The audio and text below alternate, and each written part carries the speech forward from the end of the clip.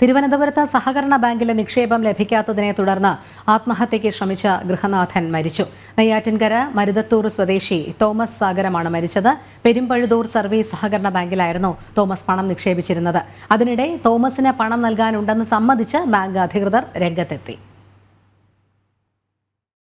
5 ലക്ഷം രൂപയാണ് തോമസ് സാഗരം പെരുമ്പഴുതൂർ സർവീസ് സഹകരണ ബാങ്കിൽ നിക്ഷേപിച്ചിരുന്നത്. മകളുടെ വിവാഹ ആവശ്യത്തിന് പണം തിരികെ ആവശ്യപ്പെട്ടപ്പോൾ നൽകാനാകില്ലെന്നായിരുന്നു ബാങ്ക് അധികൃതരുടെ മറുപടി.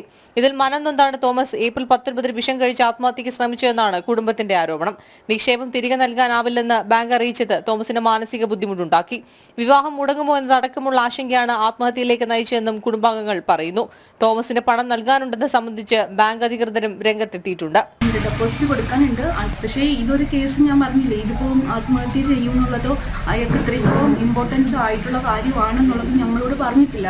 തിരുവനന്തപുരം മെഡിക്കൽ കോളേജിൽ ചികിത്സയിലായിരുന്ന തോമസ് സാഗരം ഇന്ന് പുലർച്ചെയാണ് മരിച്ചത്. കോൺഗ്രസ് ഭരണത്തിന് കീഴിലുള്ള ബാങ്കിനെതിരെ കൂടുതൽ പേർ പരാതിയുമായി രംഗത്തെത്തിയിട്ടുണ്ട്. ജനം, തിരുവനന്തപുരം.